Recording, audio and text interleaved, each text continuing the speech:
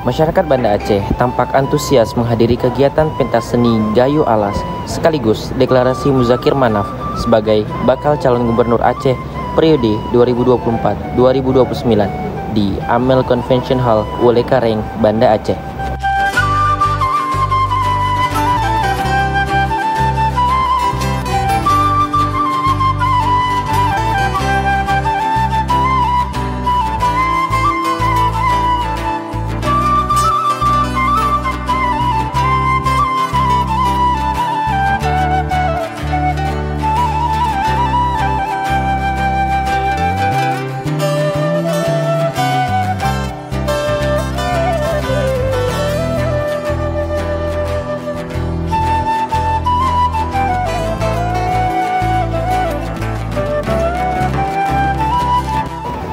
Tampak seribuan pengunjung hadiri pentas tersebut yang menampilkan seni-seni dari 4 kabupaten di wilayah Tengah Aceh yang berkolaborasi.